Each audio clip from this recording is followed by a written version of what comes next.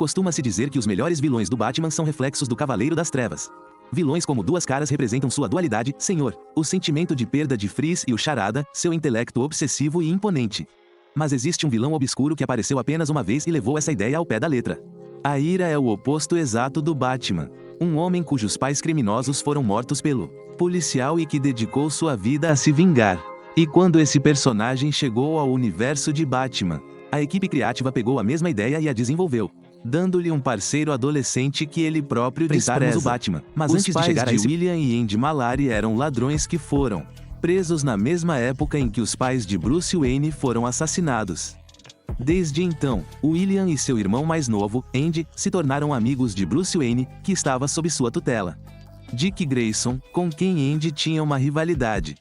No entanto, assim como Bruce e Dick, William e Andy escondiam um segredo, e esse segredo eram suas identidades secretas como Rafe e Score. A Ira estreou em Batman Special número 1, publicado em 1984. Seu nome verdadeiro nunca é revelado, mas quando criança, os pais de Hatchin eram ladrões que foram mortos depois entrar em tiroteio com a polícia durante um assalto. E o homem que os matou era o jovem policial James Gordon. Quase exatamente ao mesmo tempo, no distrito de Park Road, em Gotham, Thomas e Martha Wayne são baleados e mortos durante um assalto que deu errado. Onde Bruce Wayne cresce acreditando que o crime é o problema e que ele pode resolvê-lo. Hatchin cresce acreditando que a resposta da polícia ao crime é o verdadeiro problema. E a única maneira de resolver isso é eliminá-los. Assim como o Batman, ele se torna obcecado, desaparecendo no mundo para. Ele se transformou em algo imparável, para todos os efeitos. O igual do Batman, mas enquanto o Batman treina para deter criminosos, a Ira treina para se tornar um profissional, assassino que tem como alvo policiais de alto escalão. E esse paralelo é perfeitamente visualizado, na forma como a fantasia do Hatchin espelha a silhueta do Batman. Mas as cores são um roxo e vermelho vibrantes com um símbolo W no peito. E a implicação é que ele criou seu traje de forma totalmente independente do Batman. O que me diverte bastante, dada a semelhança entre eles. Quando Hatchin voltar para ir, ele tenta matar o comissário Gordon, mas o Batman fica atrapalhando. O que se segue é uma escalada fria e impessoal. Ao pesquisar sobre o Batman, ele descobre que ele é visto todos os anos no dia 26 de junho, prestando homenagem em crime à lei ao lado de Leslie Tompkins. Aquele dia tem grande significado para o WRA. Foi também nessa época que seus pais foram mortos. Mas quando ele pesquisa outros eventos que ocorreram naquele dia, ele presencia os assassinatos da família Wayne e tudo se encaixa. Para persuadir o Batman a se afastar e deixá-lo matar Gordon, ele profana os túmulos dos Wayne, agride Alfred e faz Leslie Tompkins de refém.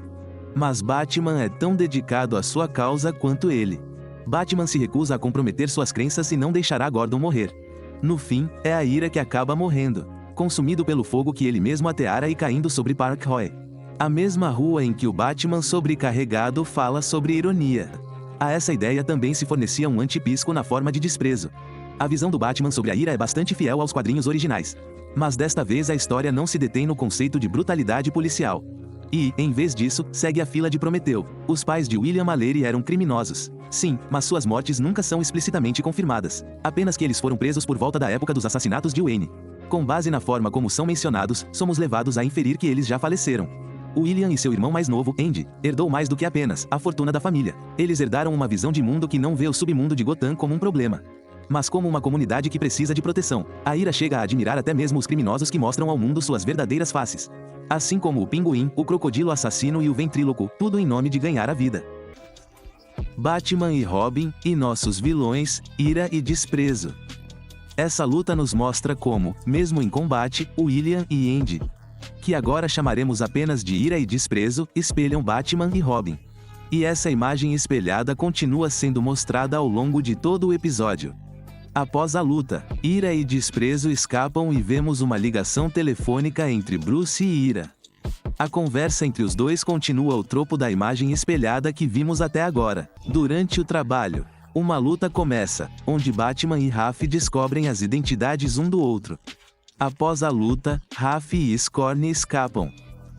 Em seguida, enquanto a equipe Batman está na Batcaverna fazendo pesquisas, Hatchin e Scorn invadem a Batcaverna usando Alfred como isca. E é aí que a batalha final começa. Durante a batalha, Hatchin diz que deveria ter sabido que Bruce era o Batman, simplesmente por causa de como ele é um cidadão exemplar. Depois que Rafe começa a explodir partes da Batcaverna, Batman decide chamar os morcegos da caverna para ajudar na luta. Quanto a Scorn e Robin, Scorn começa a levar a melhor sobre Robin, mas no último minuto. Robin aciona um robô de treinamento que nocauteia Scorn. Após essa batalha, Raf e Scorn são presos e colocados em uma van de transferência.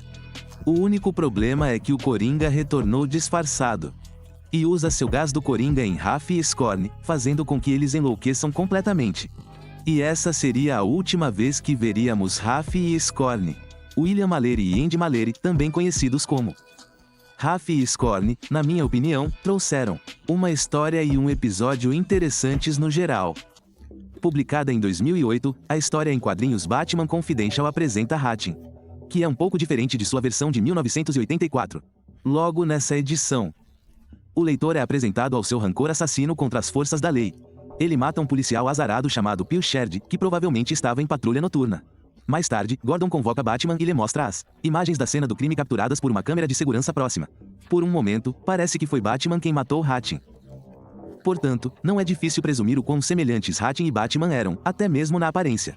Batman foi encontrar Grayle Woodson mais uma vez. Sabendo que ela estaria ciente do misterioso reaparecimento de Hatchin, ele confrontou Woodson sobre Hatchin e perguntou se Hatchin havia fingido a própria morte.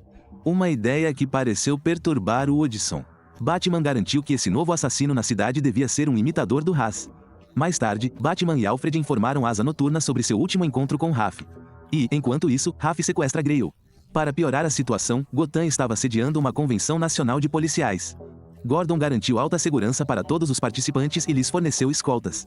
Mas um desses policiais, Rodrigues, pareceu confiante demais e saiu para o estacionamento sem escolta, sendo abatido por Hatchin. No entanto, quando Hatchin se aproximou para verificar Rodrigues, o policial aparentemente morto revelou-se ser o Batman. Conforme a história em quadrinhos avança, descobrimos que o novo Raf era, na verdade, um protegido do Raf original. E esse garoto era para Raf o que Robin era para Batman, um parceiro eficiente. Algum tempo depois, Batman chegou à casa de Gordon para descobrir mais sobre o passado de Hatchin e a ligação de Gordon com ele. No entanto, antes que pudesse fazer isso, o novo Hatchin atacou Batman em uma batalha pela supremacia. Asa Noturna foi verificar como Gordon estava, mas Hatchin já havia plantado um explosivo na casa e o detonado. A explosão aparentemente matou Gordon e Asa Noturna. Porém, enfurecido, Batman perseguiu Hatchin, apenas para ser ameaçado por ele com uma metralhadora. Hatchin queria destruir um helicóptero da polícia antes de matar Batman, mas o Cavaleiro das Trevas conseguiu evitar a tragédia e escapar ileso. Batman então visita a casa de Gordon e descobre que Asa Noturna se salvou e salvou Gordon escapando para um quarto de pânico. Em outro lugar, vemos Hatchin extraindo Grayle Woodson de seu esconderijo e a forçando a entrar em seu Hatmóvel. Mas, sem que Hatchin soubesse, Batman o havia rastreado com um dispositivo GPS. Batman e seu eficiente parceiro seguiram um sinal vindo do Bat-Bico e chegaram ao aeroporto de Gotham. No entanto, o Hatmóvel começa a atacar o Batmóvel. Após uma longa e árdua sequência de luta, eles conseguem salvar Grayle e derrotar Raf. Este novo Raf se revela como Elliot Coldwell, outro órfão que o Raf original havia sequestrado para treinar como seu ajudante. Depois disso, Raf foi enviado para a prisão, mas jurou retornar e liberar sua fúria sobre os protetores de Gotham. Hatchin contra Batman. Então deve estar evidente agora que Batman e Hatchin representam os dois lados da mesma moeda, já que ambos perderam seus pais na mesma noite e uma tragédia os atingiu. Um escolheu ser o protetor vigilante de Gotham City, enquanto o outro escolheu ser um senhor do crime e destruidor da lei e da ordem. Nesse aspecto, ele se assemelha ao Coringa, que sempre desejou espalhar anarquia e caos por Gotham. Mas, ao contrário do Coringa, Raf tende a ser mais sofisticado em seu comportamento, aparência e ações. Naturalmente, parece que a mente de Raf era uma amálgama das coisas que aprendeu com seus pais, da noção de vingança do Batman, e da vontade indomável de espalhar caos e anarquia, provavelmente herdada do Coringa. Apesar de tudo, esperamos que um dia esse cara apareça em um dos filmes do universo estendido da DC e nos surpreenda com suas incríveis habilidades de recuperação e uma mente quase tão afiada quanto a do Batman. Isso foi tudo neste vídeo. Deixe-nos saber o que você acha do Hatchin. Ele merece ser um vilão do Batman? E se você gostou do nosso conteúdo, não se esqueça de curtir e se inscrever no canal, caso ainda não seja inscrito. Tenha um bom dia e se cuide.